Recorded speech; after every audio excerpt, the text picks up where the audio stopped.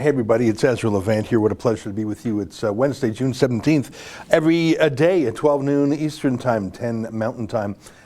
We have a kibitz. We call it a live stream. YouTube calls it a super chat. That's actually a financial system they've set up whereby you can donate a few bucks through your chat. And we get 70% of it. YouTube takes a 30% commission. A bit steep, but at least we're not demonetized in the super chats. So it's actually become an important source of revenue for us because we do this every day. So thank you to you who chip in. I enjoy it because I don't, because I'm relaxed. I go through different clips, I kibitz, I go down tangents, I take your questions and comments. I enjoy it. And I workshop ideas, as the kids would say. I also just tell you things more casually than in my produced show, which I do every day at 8 p.m. Eastern Time. And today, may I invite you to join in today, 8 p.m. Eastern Time. You have to become a subscriber to Rebel News Plus. That's easy to do. It's $8 a month. That's less than Netflix. I go province by province through Canada, telling the tale of where there is or isn't a virus. I don't want to give it all away because I worked very hard on it for tonight's show. But let me just give you the example of Newfoundland, one of my favorite provinces. Wonderful province, very large province. Labrador is huge. And of course, St. John's is in the Avalon Peninsula, if I'm getting my lingo right. That's just a small part of Newfoundland. And once you're out of the city, it's just lots of beautiful countryside, lots of driving, lots of little nooks and crannies, Lanceau Meadows, where the Vikings landed 1,000 years ago. Lots of wonderful places to discover. And it's a huge province is what I'm saying. Not a huge population. I'd have to check. I think it's got about 550,000 people. Sorry if I got that wrong. I don't remember it off by heart. There is one guy in St. John's with the cough, the Rona, the coronavirus. One guy. Yeah, that's Prince Edward Island. There's not even a case in Prince Edward Island. There were a grand total of 27 cases. And they've always, so that's PEI. Yeah, PEI is fine. Like they're tickety-boo. There's not even a case there.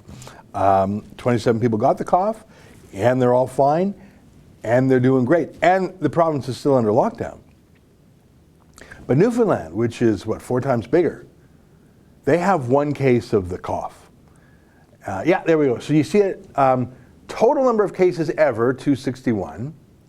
Total number of deaths, I'm very sorry to say, 3 people passed away.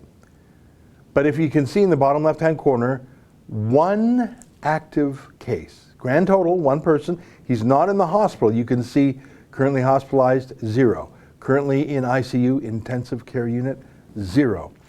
So he's just sort of sitting at home. They said, hey, Frank, just go home. You know, just do like everyone else. Watch some Netflix, get some takeout.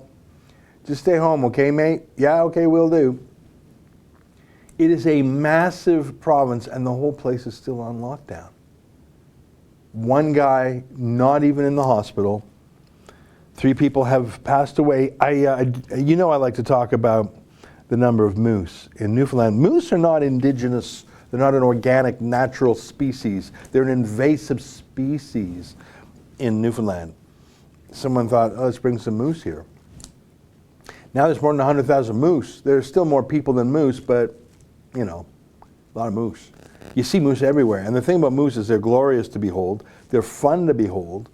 Remember that viral clip of that lady saying, here, moosey, moosey, moosey? Do you know what I'm talking about? No? It's very funny. You see moose everywhere. And it's a pleasure to see the moose. I think they're a grand animal. They're very Canadian in my mind. But when you're driving at night on Newfoundland's highways, you're terrified of moose. Because the center of gravity of the moose, like the legs of the moose, they're strong, obviously, but they're light compared to the body of the moose. The bulk of the moose, the meat of the moose is in the body of the moose, not the legs. But the height, yeah, look at that. Oh, what a glorious creature. What an amazing creature.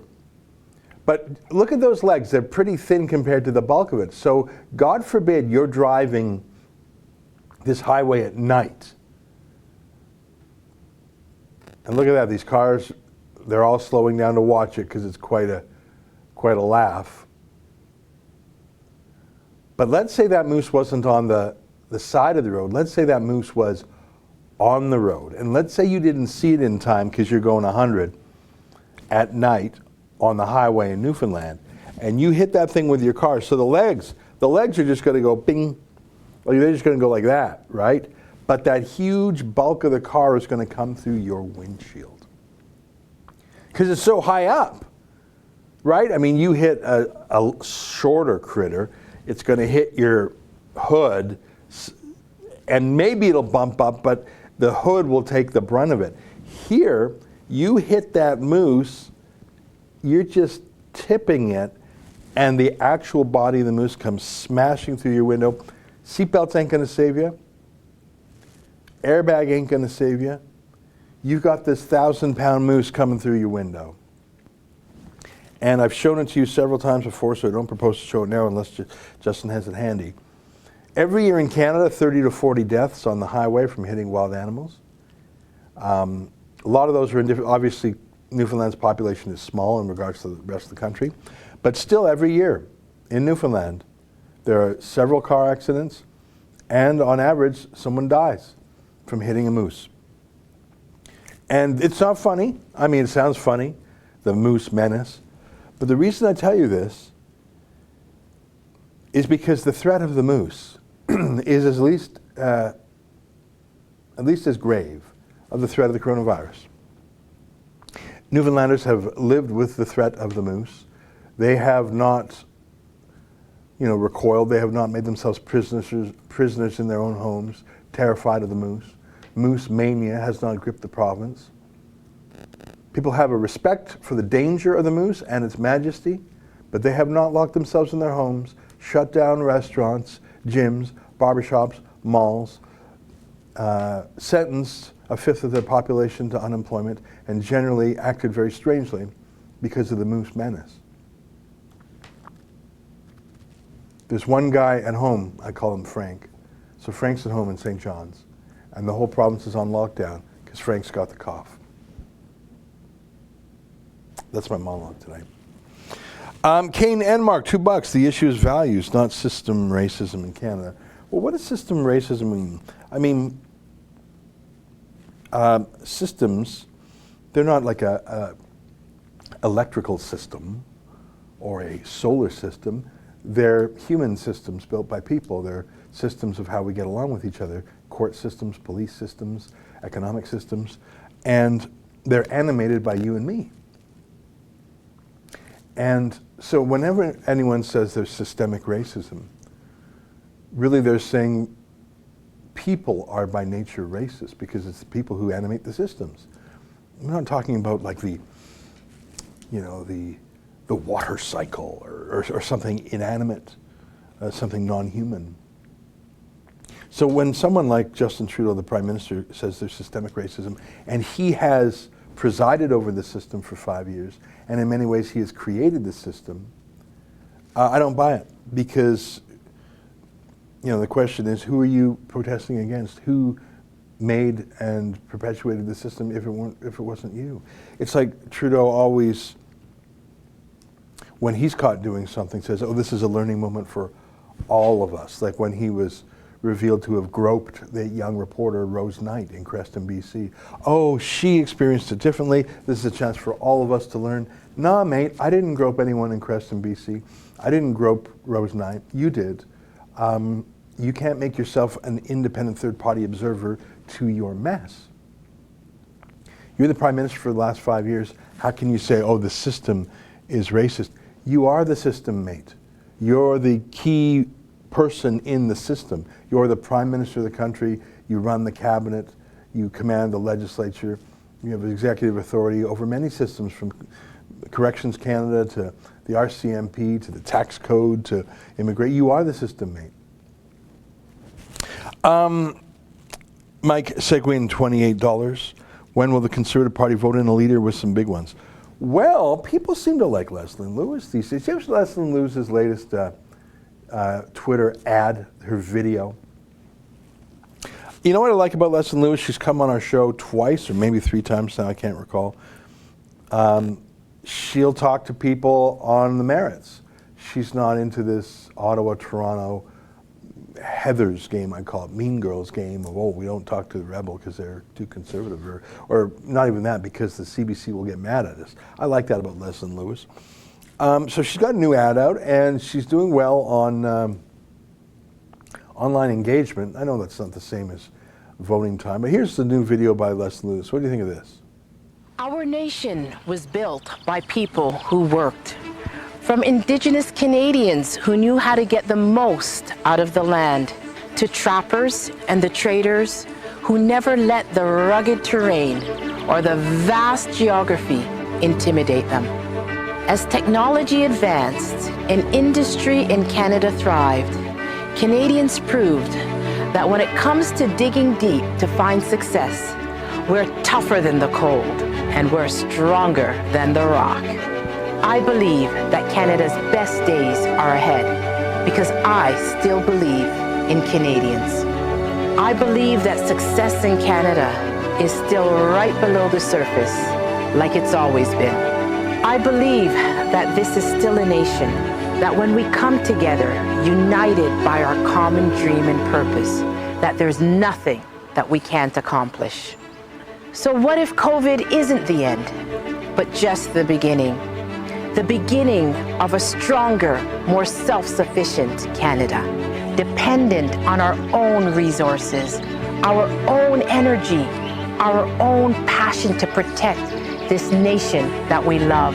What if this is an opportunity for Canada to regain its standing on the world stage and rediscover what it is that we stood for in the first place? Let's put in the work of building the Canada that we know that it should be. Let's unite and rebuild this great nation together. Well, there you go. You know what? Obviously a very positive message. Pretty much the opposite of Justin Trudeau calling every Canadian a racist. Pretty hard to miss the imagery of the oil industry. There was some other construction project. I don't know if that was a dam or something, but quite impressive that she's embracing, and she says it, our resources. She's not ashamed to talk about natural resource industries, talking about uniting. She doesn't have to say, I'm black, I'm a woman, because you can see it. I like that message. I mean, you could say it's not particularly substantive or particular, it's more thematic, but I think those are important themes. Canada can be great, our greatness is beneath the surface, we can unite, we can get better. Those actually are substantive things to say. Make America Great Again, which had similar resonance, isn't just a slogan. It is a slogan, it's a great slogan, but it actually means something. What does it mean? It means, stronger industry, stronger military, independent foreign policy, America First foreign policy, and an attitude of we can be great, we don't have to self-hate. And in her own way, she would never use the phrase, but you could sum up what she said as make Canada great again. Now let's see, because tonight there's a French language debate amongst the 4 qualified candidates, Derek Sloan, Leslie Lewis, Peter MacKay, and Aaron O'Toole. And tomorrow is the English language debate, and we'll be live streaming that. So thank you to Justin in advance for working in the evening. I appreciate that. And I'll be here. We'll figure it out. Maybe we'll have Kean or Sheila or David involved too. So because of the pandemic, they're having, I don't think they're having a studio audience. They're streaming it, and then we'll just comment on it from here. But it is a debate. I look forward to that. I wonder how they're going to have that French debate, because none of the 4 are particularly good at Francais. Zen Axe says Google just banned some conservative news sites. Really, I know that Google has been at war against The Federalist, which is a site we really like in the States. Ben Weingarten, he's with The Federalist, right? And we had their boss Domenech on. He was actually censored for making a joke about unions. He had to go to some hearing or something in front of the labor board because he made a Twitter joke. So we like The Federalist. They're a conservative news and opinion site. They've been hit with Twitter censorship. OAN, One America News. That's a rival to Fox. It's a small rival, but they see themselves as a competitor nonetheless. Donald Trump likes them. I know a few of their folks there, including our alumnus, Jack Posobiec. I like their style. They've been depersoned in the last few days. So I guess I would say I don't know of any conservative news sites that have been banned. And you say they were just banned. That implies it's recent. So if you have more information, can you please share that with me? Because I haven't seen that yet. I haven't been checking my Twitter frequently this morning, though. So, I think there's one more super chat. Thank you for your patience. There we go. Unjust on Trudeau. Ezra, Google the car hitting moose signs Newfoundland has. Okay, can you do that, Justin? Can you just Google car hitting moose Newfoundland signs? It's a joke because moose are sort of goofy animals, but it's not a joke. When you hit that, especially at night. I've driven on Highway 1 in Newfoundland. The Trans-Canada Highway goes to Newfoundland too, by the way. And it's a great road. It was very well maintained, if my memory serves. So you're whipping down the road, and it's late at night, and it's just, yeah. I mean, I think the question is that they have some actual signs. But yeah, look at that. Like, you hit that with your car, like that's fun. In the daytime, you see it, you slow down, it's fun. But you hit that thing, the front of your car is going to go right under it, and that huge body is going to smash straight through your windshield. It is an enormous animal. I remember driving from Whitehorse to Skagway, excuse me. Very long drive. You want to talk about barren. You can drive for 90 minutes and not see another vehicle. There was there you go, that's the sign that our super chatter meant. Yeah, except it's worse than that. You have the moose right on top of the people. You can go 90 minutes without seeing another person. You hit a moose, no one will even know for an hour till the next car comes by in some parts. So yeah, terrifying. More people die that way than, you got Frank is at home from the cough. So I think it's time we can loosen up on the, there's still limits on the number of people who can go to funerals in Newfoundland. You're not even allowed to have a wake, just banned. Tonight, and I don't want to give it all away, but I was reading the rules in a great variety of provinces. I'm not even kidding. There's rules about singing and dancing. You're not allowed to have loud music in a restaurant. I forget what province I was reading. You can go to the bar, but you have to sit 6 feet away from the next guy. Well, what's the point of going to the bar? Hey, how about them Blue Jays? Blue Jays. That's a sports team. They're not playing right now. I knew that. I don't think any sports teams are playing right now. Am I right? Yeah, you go to a bar. Don't you go to a bar to hang out with other people and be in the hullabaloo? No, you can't. And what's the rationale behind no loud music? Because that makes you talk louder, so that spreads the cough. There's even rules, I'm not even kidding, on what musical instruments can or can't be played live in bars, because you're blowing in saxophones or other wind instruments. That's how ridiculous we are. It's just Frank, one guy, in St. John's, and he's not going out. He promised he'd stay home till he's done the cough. And the whole place is under these wacky rules. It's very strange. It's very sad. But there's one Newfoundlander who you can't hold down, and his name is Rex Murphy. Rex, I think his mother called him a Rafel, or Raphael. I'm not sure how he pronounces it. As you know, he was denounced in a Maoist struggle session by all the interns at the National Post who were extremely woke, plus a few older white guys who were just terrified that if they don't go along and do everything that's demanded of them, they'll be next. So they denounced Rex, and he made a reference to this in his latest column. Can you call up his column? So here's his column. Scroll to the top just for a second. We'll show the headline. So this is a new column called "If Our Leaders Won't Stand Against Violence, They Are Unfit to Lead." And that's very true. But now scroll to the bottom, because he talks about the violence everywhere. But then he says, I'll go up a little bit higher. Go a little bit higher. There we go. Finally, on the matter of my own minor turmoil about Canada, the editors judged the column was poorly edited. I disagree with their judgment, yet have no problem with them holding it and publishing it.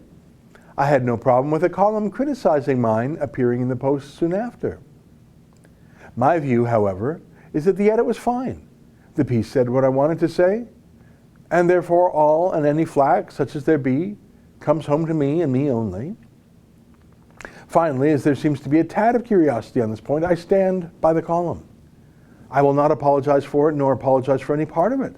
Word, comma, or space between words. I will even stand for the semicolons. And for those who wish to jump on it, feel free, knock yourself out, as a friend of mine puts it. I'll even set up a trampoline to give a little extra height on the jumps and provide cushions for those, likely many, who miss their bounds. He's got a great sense of humor and a great sense of everything, and I guess that's his way of saying, you can squawk all you like, but I ain't done. And I don't know if you know, but I tweeted when I first saw them, the National Post, trying to humiliate their star columnist. I tweeted a job offer. I said, I'll pay you $2,500 a column. Now, I'm not quite sure where I would have got all that money. That's a lot of money. But I wanted to, frankly, start with my absolute highest offer. You know, normally in a negotiation, you don't start right at the top. You say, well, maybe I don't have to pay top. I thought, I'm not going to mess around. I think I can raise that kind of dough for quality talent like Rex. And more importantly than the money, a promise that I would not edit his piece other than for running it by the lawyers for libel. Not that he's libelous. But I think he enjoys the platform. I think he has been writing for the Post for years, and he likes the reach it has, and he likes whatever prestige remains there. And I think he also, probably, if I had to put myself in his shoes, which is hard for me to do, I would say, don't give them the satisfaction of leaving. Make them dynamite you out of there. I do note that Conrad Black's latest column, if I'm not mistaken, was not published, and it said something like, Conrad Black will return. I wonder if Conrad Black, the founder and original owner of the National Post, had harder things to say about their cowardly editors that they just chose not to publish. We'll find out. Couple more super chats. Not a banned account, $2. Must Rebel News donate to BLM not to be racist? Or to not be racist? Well, there is nothing you can do to please the mob. Nothing. Jacob Frey, the Trudeau-like mayor of Minneapolis, showed that. He told the police to stand down in the riots. He told the police to surrender the police station to the rioters. He gave them everything. He denounced Donald Trump. He drank as much soy milk as they told him to. He went dancing, did the Cupid Shuffle with Black Lives Matter. But it wasn't enough, because he refused to absolutely and totally abolish police. Do we have that old walk of shame? I mean, it was just so amazing. If you find the Cupid Shuffle, that's just great TV too. So this Jacob Frey, who was just this exquisitely liberal guy, sorry, it actually ain't even liberal anymore. It's hard left wing. So you have this liberal guy who thinks he can, let me show you, this is, he checked every box. He did the Cupid Shuffle with Black Lives Matter. Remember this?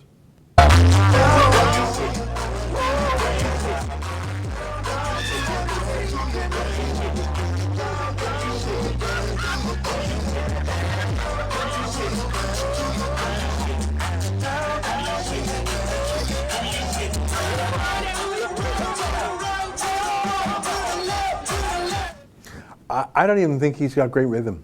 I'll give Justin Trudeau this, that he's a better dancer than Jacob Frey. So he called up the police, he let his city burn, he let the police station literally be taken over. But when he went to the struggle session in his by himself in a t-shirt, just one of the guys. Hi guys, I'm just one of the guys. He failed their test. Let's play so they asked him, will you abolish the police in totality? He said, no, I won't do that. I'll do this, but I will not absolutely fire every police officer in Minneapolis. That's crazy. And they said, oh, well, then you're a traitor. Get out of here. Get out of here. Go home, Jacob. Look at this. Minneapolis Police Department. What did I say?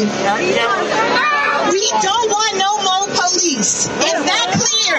We don't want people with guns toting around in our community, shooting us down. You have an answer? It is a yes or a no. It is a yes or a no. Will you defund the Minneapolis Police Department? All right, be quiet, y'all. Be quiet, because it's important that we actually hear this. It's important that we hear this, because if y'all don't know, he's up for re-election next year.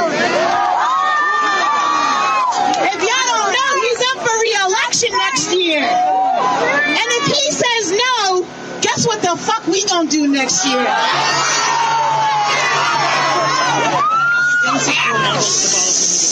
What you say? I do not support full abolition of the All right, get the fuck out of here. Go, get out of here. Go home. Go home, Jacob. Go home. Go home, Jacob. Go home. Go home, Jacob. Go home. Go home, Jacob. Go home. That's just such an awesome shaming there, but he gave them everything, but everything wasn't enough. They'll just move their front line to the next demand. That was a huge crowd, wasn't it? Some people had their masks on, some didn't. It's hard to speak with your mask on. It muffles the sound, and part of speaking is we do this subconsciously. It's easier to hear and understand someone when you look at them talk. Not only do they have facial expression, but you see their mouth make the sounds. It's easier to understand what I'm saying when you see my mouth as opposed to when I don't. So naturally, people take their mask off at speeches and rallies.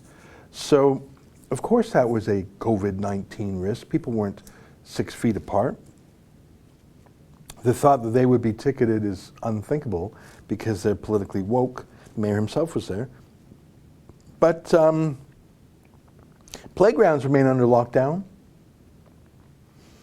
Literally lock and chain. But in New York City, some communities are getting a little restless, especially when they see how Black Lives Matter, looters, smashing, protests, huge gatherings like we saw there. That's allowed, but kids' playgrounds are shut down. And the thing about New York, especially some boroughs, is because it's so expensive and so dense, people don't have backyards. There are some backyards, of course I know that. But for a great number of New Yorkers, they live in small apartments or condos, and they have to go to the park. They go to the park, they go to the playground. So not everybody has a mansion, not everybody has a country home. So you have a lot of ordinary New Yorkers who want to go to the park. And as I've pointed out ad nauseum, no one under 20 gets the cough, or at least not in a serious way. I don't think there's been a single fatality in North America under age 20 related to coronavirus. I haven't checked New York stats lately, but last I checked, they hadn't. Not one. And there's nearly 2 million people in New York City under age 20. So you'd think New York's just, up and coming young 20 and 30 somethings. No, there's actually 2 million people in New York who could be called kids or teenagers. And like 1.9 million out of those 2 million don't have a backyard, I'm estimating. So yesterday I was delighted to see one community that has really been picked on by Bill de Blasio, the Marxist mayor. Boy, he hates the Jews. I mean, he's a leftist, duh. But how can you hate Jews and be the mayor of New York City? Who was it? Was it Rudy Giuliani who said to be the mayor of New York, you have to understand the 3 I's of foreign policy: Israel, Italy, and Ireland. I thought that was sort of funny, and you think about it. I mean, that was 20, 30 years ago. I would probably add Korea to that, Puerto Rico to that. I don't know what other dominant, maybe Haiti to that. But 30, 40 years ago, You're running for mayor of New York, you got to deal with the demographic realities. People want to know you love the Irish. Are you at the St. Patrick's Day Parade? People want to know you love the Italians. Are you in the Columbus Day Parade? People want to know you love the Jews. I don't know, have a walk with Israel or something. But, I mean, that's your symbolic support. But also, you know, you got to be pro-Ireland and pro-Italy. I don't even know what anti-Ireland or anti-Italy looks like. But you got to show your moral support. And with the Jews, you know, Jews are a little different because there is more antagonism against Israel. So you got to be pro-Israel. That's what I think it was Rudy Giuliani who said the 3 I's of foreign policy if you're mayor of New York. So Bill de Blasio, he's the mayor of a town with a lot of Jews. Like, it's the Jewiest city in the world. I think there's more Jews in New York City than in Tel Aviv. But he doesn't like the Jews. And he picks on them by name and in public. And I don't know. I find it really odd. And he really sends cops after the Jews when they have communal get-togethers. So here's some Jewish local politicians saying, you know what? We're going to literally take bolt cutters and buzzsaws and we're going to open our parks ourselves. Take a look at this.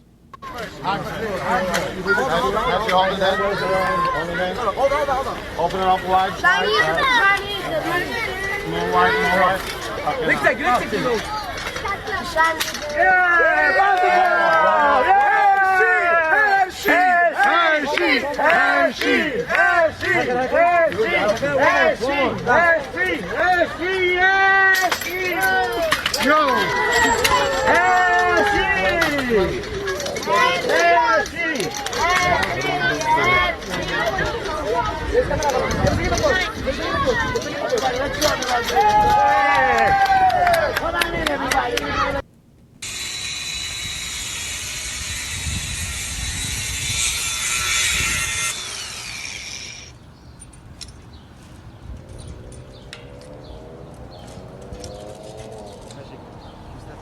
Oh, sure.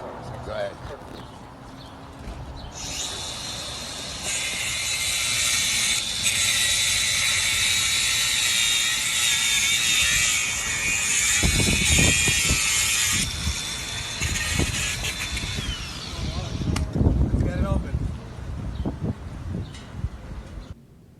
What are you going to do? You're going to go arrest them? You didn't arrest the looters. You didn't arrest the protesters. You're going to arrest people in the playground? Who are you going to arrest? State legislators? You're going to arrest the kids? Were you going to put them in a holding cell? When our reporter Anna Slatz was arrested falsely at the New York riots, she says she was put in a cell with 20 people. They were so close to each other. They were like breathing on each other. She was held there for 2 days. There was no sanitation, no showers, no this, no that. And there was 100 people in the holding facility altogether. So in the name of health and safety and not spreading the virus, you're going to throw those people in jail? You wouldn't throw looters in jail. You didn't throw protesters in jail. You know, I had a sign. I don't know if you saw that. Yankee put it in the Slack group, or maybe he just sent it to me, of those Jewish kids having like a lemonade stand, and they had a sign that said Black Lives Matter behind them. You know, maybe they actually were in support of Black Lives Matter. I don't know. Or maybe it was just a way of saying to the cops, "Don't try and shut us down, buddy." Because we'll say we're a Black Lives Matter protest and you're cracking down on us. Or just a reminder that I mean, and I don't even blame the cops because they're being ordered to do this. I think that cops want to fight crime. They don't want to be playground cops, kindergarten cops. But de Blasio was certainly cracking down on them. So I see here just we got breaking the locks with the clippers, breaking the locks with the saw. We have de Blasio and Jewish parks. Do we have a sound on tape for that? Okay, let's take a listen. Your orders and cutting these locks open. So your reaction to that, and is the city just going to show up and close them again? Are you going to have to clean them up? What's the process here? Yeah, we're not going to allow people to take the law into their own hands. It just doesn't work. So people are not allowed to open up a playground that's not yet available to the public. It's for a reason. Look, I was very sympathetic in the beginning to every parent, as a parent myself, why people wanted to be on those playgrounds. We tried to make it work. It wasn't working effectively. Right now, we're not going to make a change with the playgrounds until we get to phase 2. Now, phase 2, as everyone knows, could be as early as June 22nd. I've said I think it's going to take a longer than that, just to make sure we're absolutely certain. But until the order is given that playgrounds are open, people need to stay off the playgrounds. It's not appropriate to take their own action. We're doing this so that we can get to phase 2 and beyond. So I understand people's frustrations. But if folks act prematurely and that causes the disease to start spreading again, then that's the kind of thing that will undermine our ability to get to phase 2 and stay in phase 2. So I know it's not easy, but people have to understand there's a reason for these rules. It's to help us move forward. Next we have Henry from Bloomberg. Now, why didn't you say that when you had thousands, tens of thousands of people marching at various marches and even riots? Why does he just pick on the Jews? And I'm not saying that 'cause I'm a Jew myself. I'm not an Orthodox Jew, as those folks were. He sure seemed focused on them. He would tweet against the Jews throughout the pandemic, saying he was going to send cops to their functions. He never did that to other groups. I think Bill de Blasio is really weird to begin with. De Blasio tells COVID contact tracers not to ask positive cases if they've attended BLM protests. So you're a Black Lives Matter protest, and you've got the cough, and you went to a Black Lives Matter protest, and you may have spread it to people, but de Blasio tells them, no, don't get that information. It's better that we keep secret who our army, our street gang is, than fight the virus. So he really actually doesn't care about the virus, fighting the virus, contagion. It's just so crystal clear there. If someone actually has the cough, he will not trace that contact to a Black Lives Matter protest. I think, I never want to say someone's the worst mayor, because the mayors are the worst of all the politicians. The mayor of LA is crazy. Mayor of Seattle's bonkers. Mayor of Philadelphia is nuts. And I'm not even American, and I know this. In Canada, it's like a 5-way tie for worst mayor. But given the gravity and the size of New York City, I think you have to say Bill de Blasio is the worst. The worst. And I think the country knew that. He ran for president. I don't know if you even know. Bill de Blasio ran in the Democratic nomination. He never broke 1% support. I mean, you get 1% support just by accident, people answering incorrectly or something. Lots of super chats. Let me catch up. All righty. Let me go back up here. Friends and fishing with Paul, $5. Is it worth leaving this shithole Chicago for Canada? I'm a free speech extremist, though. I do not recommend you come here. I recommend you find a different place in America, whether it's somewhere else in Illinois or some other state. And the reason is you'll find Canada too dissimilar. If you care very exquisitely about your freedoms, you will find it suffocating. Up here you will be appalled at how passive our culture is in regards to freedom. Listen, it'd be nice to have you. You can just walk across Roxham Road. You'll be given a free hotel by Justin Trudeau. But if freedom of speech is so very valuable to you, I do not recommend you leave the First Amendment jurisdiction. Kane and Mark again. How is Star Wars girl Alberta? I was very distraught by what was done to her. The police obviously absurd. But I'll be honest with you, and I said this at the time, what troubled me even more was that her boss was just there watching the whole thing, not even objecting. And that made me deeply upset. And I think that girl has an action against the police, and maybe even against her boss. But I cannot be in the business of running around Canada trying to get people to sue and then crowdfunding their lawsuits. I have to be more discriminating than that. And if someone wants help, I'll absolutely listen to their request, and I'll want to say yes. But I can't go to this total stranger, introduce myself, say, hey, I think you were wronged. Let me sue the cops with you. I just don't think that's a practical or a proper way to do things. We have a lot of legal cases on the go with fightthefines.com and a couple more big ones we haven't announced yet. Proud Boys Calgary, $2. Racism equals unfalsifiable hypothesis. Chinese Communist Party must be destroyed. Yeah, I mean, racism is, in fact, not only is it unfalsifiable, but a lot of anti-racism laws are drafted in such a way that that the person can be objectively not racist, but if you felt like it was racism, that's proof of it in itself. Canada's human rights laws, for example, are crafted that way. Travis Colson, 279, you use woke a lot. Can you define it for us?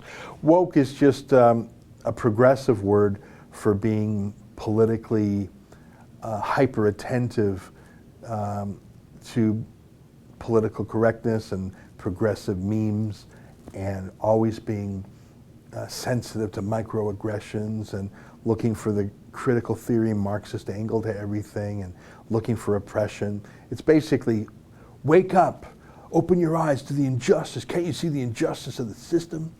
That's what it is. ZenX, $5. If you Google it, sites like NBC talk about Zero Hedge and the Federalists being targeted for racist content by Google backtracking now after backlash. Oh yeah, I mean, I looked at those cases. They're saying, oh, in the comments says racist comments. Well, the comments section on Google and YouTube in particular, which is owned by Google, it's not owned by, I mean, for example, we have a comments section. We don't operate it. We don't publish it. That's YouTube, Google.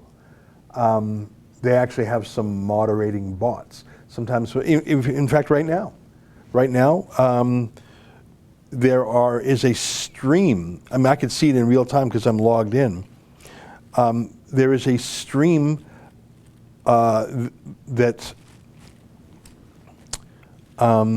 like constantly, and I can't really show it to you, but comments all the time are being, it says this message is held for review, show or hide. So if I was paying close attention, I would, so YouTube is hiding comments in real time. That's their bot, or maybe they have a human doing that. Sometimes it's triggered by obvious words, sometimes by rudeness, like Ryan Rosty tweeted, "What kind of bullshit is that?" And that's hidden. So obviously that last word, the swear, is being hidden, although other swears are published. So I don't understand. So I'm just scrolling through and there's dozens, like Bombastic Bushkin said, he's a commie pig. That was deleted. I'll just read one more. Michael Bartow, as a New Yorker, I'm ashamed that I'm from the state. I'm sorry that my governor is an idiot and this clown who's now in the video is also an idiot. So I don't really know why that was censored, maybe the word idiot. But there's a lot rougher words on YouTube, extreme words on YouTube. This guy, Michael Bartow, used the word idiot twice and clown, and YouTube automatically censors comments. And I just don't have the time, interest, or budget to have someone sit there and liberate all these comments from YouTube's comment jail. But yeah, if there's an anonymous comment that's published and curated by Google, how can you hold the Federalist or Zero Hedge or us to account for that? It's not us. Catch Me, $5. Rebels should sue for right-of-way access on mainstream media channels. It's not really how it works. I'm not looking for access to CTV or CBC. I'm looking for the freedom to operate on our own. And also, actually, I need access to government institutions, like being able to go into the Parliament to report on things. And Trudeau, for example, keeps us out. Physically, I mean. Not a banned account, $2. When will Trudeau apologize for Laura Secord 1812? Yeah, once you start the apologies going, you'll never be done. All right, let's check. It's 12:44. How are we doing? We're doing okay. Okay, we covered Rex Murphy's columns, the Jewish New York parks and whatnot. France has been having riots for over a year. Les gilets jaunes, the yellow vests. Where did that whole yellow vest thing start? It's because Macron had this weird law. He was jacking up the carbon tax, and he had this weird law that every car has to have a bright yellow vest in this glove compartment, and I think motorcyclists too. Like, it was this weird nanny state. You have to have a colored yellow vest. It was really a carbon tax protest by motorists. It was motorists. So they started wearing these yellow vests, and they started protesting and frankly rioting every week since. And so France has really been roiled by street protests that have real clashes between them and police for more than a year. But things took a bit of a turn these past few days. You had rival ethnic gangs. I understand one was from Chechnya or something, and there's a lot of North African gangs. I've seen it with my own eyes. And then Antifa in the mix, and now they're armed, helmets, guns. You don't see a lot of guns in street gangs in Europe. Look at this.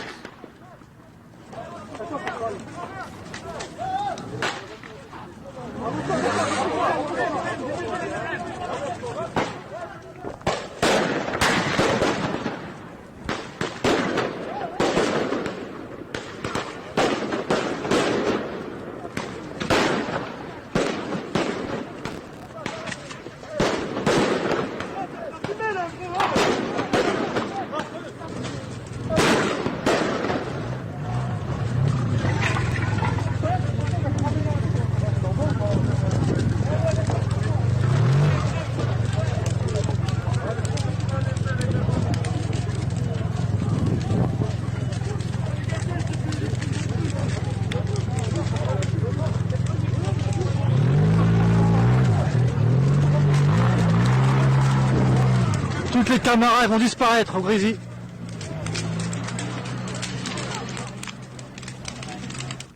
The video goes on for quite a while, and there's a series of videos.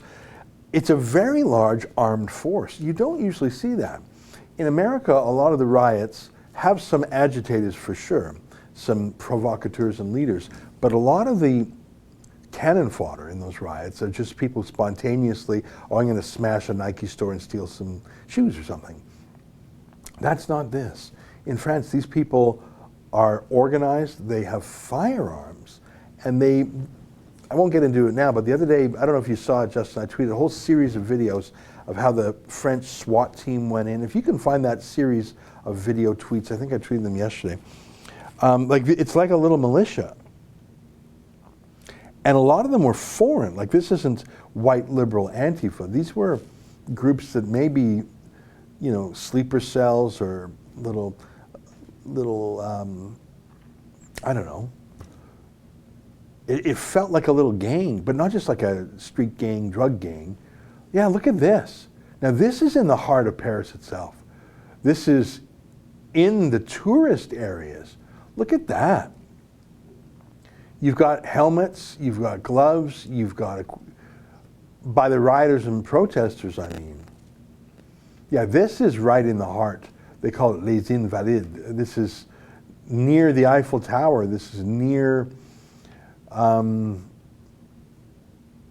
guess some of those people are press. I see one of those people with helmets that says press on it. But this is a real battle. But there was actually a series, it was not from downtown Paris. It was in even another city, if I recall, where the whole city was sort of occupied for hours by a force. If you could, I'm sorry I can't do better with the name, but I would have tweeted it probably before that one. It's not that important. So this was just your garden variety Antifa. The fact that it was in the tourist district right downtown near the Eiffel Tower is quite something. Cole Russell, $1.21, thank you, Cole. Dame of the Dam is $5. What's the difference between plagiarism and copying an idea in journalism? Can you plagiarize a tweet? Plagiarism is pretty much a word for word or almost word for word copying without attribution. Typically, if you copy something perfectly, you put it in tweets, in quotes, and you just say who you took it from. But ideas are naturally for sharing. It's the ultimate shareable thing, an idea. And it's impossible to give proper credit and provenance of every idea because ideas are traded around and passed around. and someone might be an early adopter of an idea and popularize it, but they were not the inventor of it. A lot of ideas, how can you really even claim them? They're not tangible enough that you could own them, patent them, trademark them. My friend Gavin McInnes, I think, has a credible claim to have invented hipsterism. What's a hipster? How do you own that? I mean, you could trademark the word. You could, I suppose, try and trademark some look and feel, but it was actually just a combination of pre-existing ideas, a kind of haircut, a kind of fashion, a kind of, like, so I don't know. I guess my best answer is, if you've taken something word for word or almost word for word without credit, that's plagiarism. Taking a tweet into another publication doesn't, it's not even the relevant factor. It's, did you give proper attribution?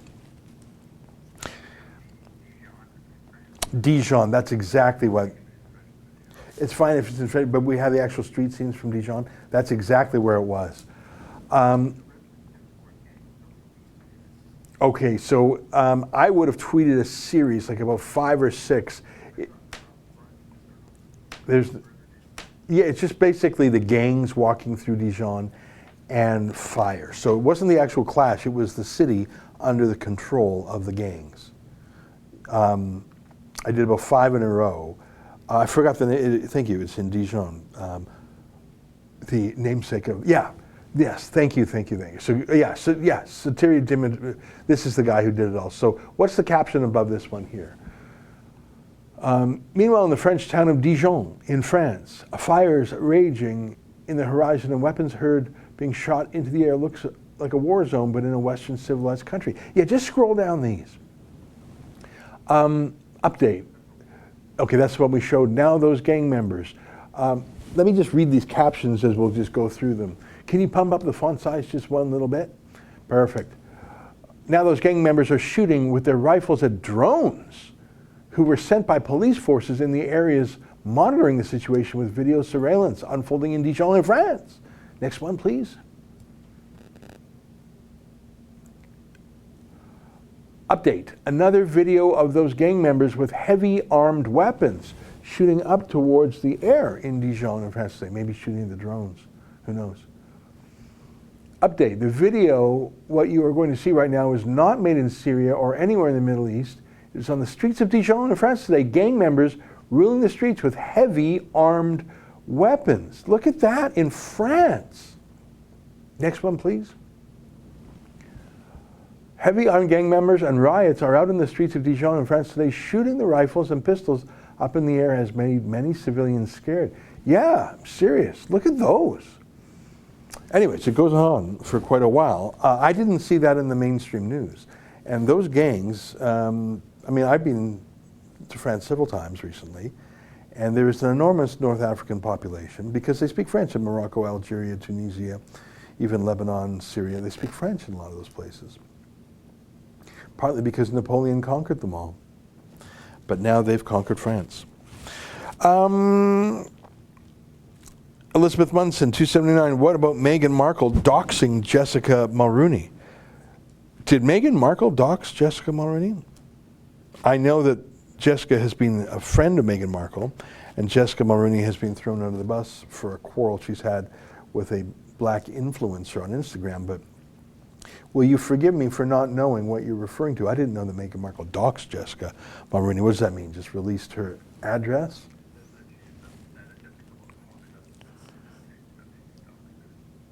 Doxed her. All right.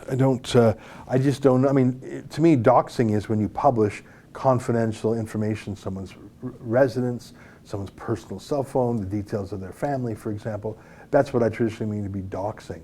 So I'm just not aware of that. I'm sorry, I feel ill-informed about the gossip of the day.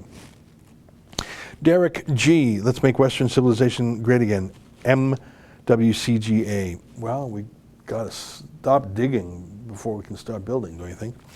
Fraser McBurney, $12. Ezra, keep an eye on that gold mine up north that Trudeau sold to China. Make sure they employ Canadians, not Chinese workers. That is exactly right. China's move in Africa is to, let's say, buy a gold mine or somehow take control of the gold mine and not to hire African workers, but to bring in thousands of Chinese workers from China, set up a Chinese town. They speak Chinese, Chinese everything. Bring in Chinese police for the Chinese town. Chinese food, Chinese grocery store, Chinese law and order in that town. Chinese construction firms, all the money to China, don't invest a drop in the local economy, no jobs for the locals, extract the wealth, and China has all these sort of deals where if there's any sort of breach in the agreement by the local country, China gets to seize assets on a shocking basis. China is colonizing Africa in ways that would be unbelievable to the public if it were reported on with, I mean, imperialism, decolonization. Yeah, it's going on right now, guys. China's doing it, which is why it's not heard. So it would not surprise me whatsoever if China did that move in Canada. And what do you think? You think Francois Philippe Champagne, our foreign minister who literally owns the Chinese government, $1.2 million, you think he'd stop it? Yeah, I don't think so. Michael, $2. Thoughts on Leslie Lewis for Conservative leader? I gave some of my thoughts earlier. I played a video from her about 45 minutes ago. I like her.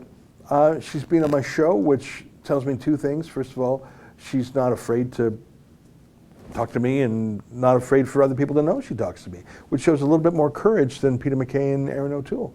I mean, you can disagree with me, you can disagree with the Rebel. I'd like to know what you find so disagreeable.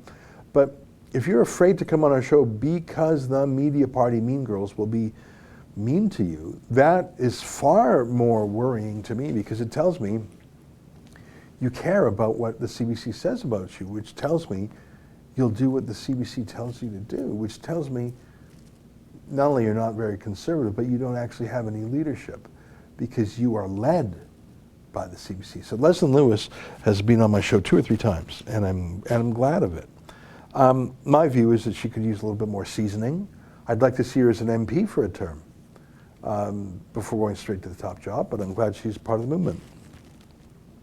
Dylan Tomchuk, $10. For a tyrant to oppress, 3 things are needed. 1, a standing army. 2, an enslaved media. 3, a disarmed population.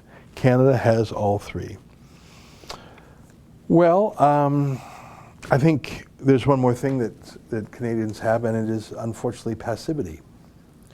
And part of my story on tonight's 8 p.m. show, which I invite you to watch, is the entire province of Newfoundland, this proud, independent, stubborn place.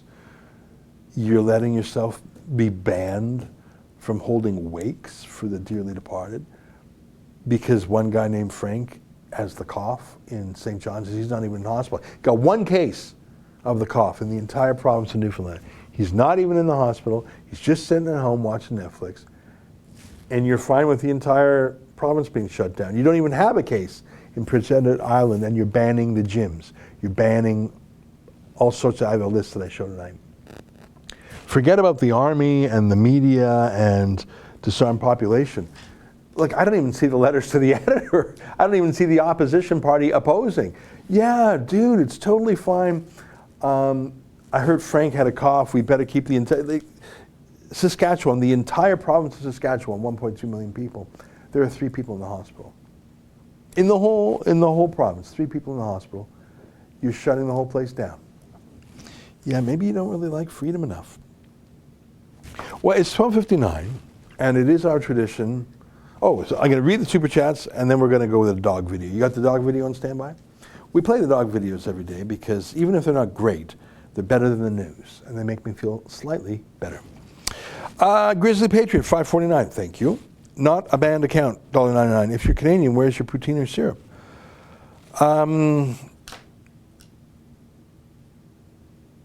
All right, Touch, a very palpable hit. Grizzly Patriot, $7. Will you be at the Canada Day Freedom Rally in Ottawa, Ezra? I hadn't considered it, but I'll learn more about it and I'll think about it. All right, it's 12:59. That's the show for today. Thanks to everybody who chipped in the super chat. I appreciate it. Tomorrow, David Menzies and Sheila Gunn-Reid will be doing the super chat. And tonight at 8 p.m., I got my show where I go in deep about all these COVID stats. All right, I'll say goodbye now and enjoy this dog video curated by Justin.